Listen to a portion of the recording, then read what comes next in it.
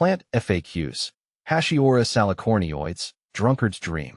Hatiora salicornioides, also known as Drunkard's dream, is a unique and quirky cactus belonging to the Cactaceae family, native to Brazil. Unlike the typical image of a cactus, it has slender, segmented stems that resemble small, bottle-like shapes, giving it its playful nickname. This epiphytic cactus is an excellent choice for those who appreciate unusual plants, and its delicate yellow blooms add a burst of color to any collection. How to care for Hatiora salicornioides. Caring for Hatiora salicornioides is relatively straightforward, making it a great plant for beginners and seasoned gardeners alike. Here's how I care for mine. Light requirements. Hatiora salicornioides thrives in bright, indirect light. I place mine near a window where it gets plenty of filtered sunlight. Too much direct sunlight can cause the stems to turn reddish and become sunburned, so I ensure it's protected from harsh rays. Watering. Watering Hatiora salicornioides can be tricky, but once you get the hang of it, it becomes second nature. I water mine thoroughly, allowing the soil to dry out between waterings. During the growing season, spring and summer, I water more frequently, about once a week. In winter, I reduce watering to once every 2 to 3 weeks. Soil. A well-draining soil mix is crucial for Hatiora salicornioides. I use a cactus or succulent mix, sometimes adding a bit of perlite to ensure good drainage. The plant is epiphytic, meaning it naturally grows on trees in its native habitat, so it doesn't like to sit in waterlogged soil. Temperature and humidity. Hatiora salicornioides prefers temperatures between 60 to 80 degrees Fahrenheit, 15 to 27 degrees Celsius. It's not frost-tolerant, so I bring mine indoors during cold weather. Humidity isn't a big issue, but it does enjoy a bit of moisture in the air, so I occasionally mist it during particularly dry periods. How to propagate Hatiora salicornioides. Propagating Hatiora salicornioides is a simple process that can be quite rewarding. Here's how I do it. Step 1. Select a healthy stem. I start by selecting a healthy, mature stem from the plant.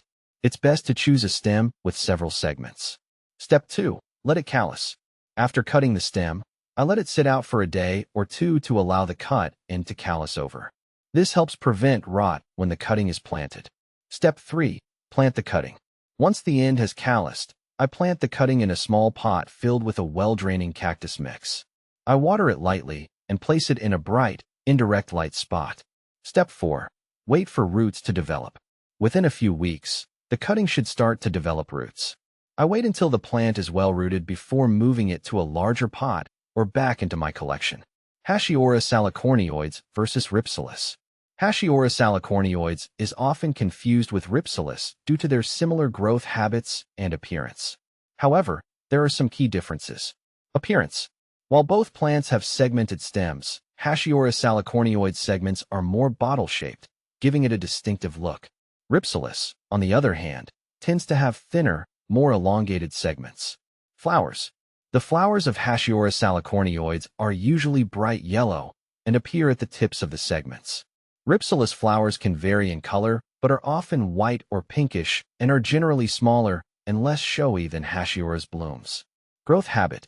Both plants are epiphytic and grow well in similar conditions, but Hatiora salicornioides tends to have a more upright growth habit, while Rhipsalis often has a trailing or hanging growth pattern, making it more suited for hanging baskets. Can you grow Hatiora salicornioides indoors? Absolutely. Hatiora salicornioides is an excellent indoor plant. Its compact size and unique appearance make it a perfect choice for a bright windowsill or a spot with indirect sunlight. I find it particularly appealing as an indoor plant because it's relatively low maintenance and adds a touch of whimsy to my space. Is Hatiora salicornioides toxic? One of the great things about Hatiora salicornioides is that it's non-toxic to pets and humans. This makes it a safe choice for homes with cats, dogs, or curious children. I can enjoy having this plant in my living space without worrying about any harmful effects. Common problems with Hatiora salicornioides. Like any plant, Hatiora salicornioides can experience a few issues. Here are some common problems I've encountered and how to address them. Overwatering. Overwatering is the most common problem. If the plant's stems start to shrivel or turn mushy, it's likely due to too much water. I reduce watering and check the soil to ensure it's not too wet. Pests. While Hatiora salicornioides is generally pest-resistant, it can occasionally attract mealybugs or spider mites. I treat any infestations with insecticidal soap or neem oil and keep an eye on the plant for any signs of pests. Root rot. Root rot can occur if the plant is left in waterlogged soil. To prevent this, I always use well-draining soil and make sure the pot has drainage holes.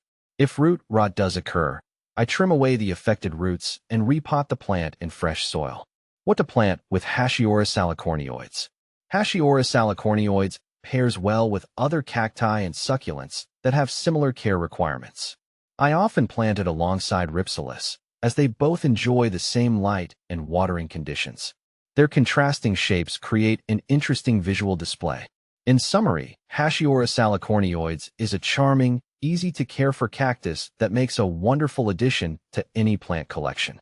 Whether you're propagating it, caring for it, or simply enjoying its quirky appearance, this plant is sure to bring a bit of joy to your home.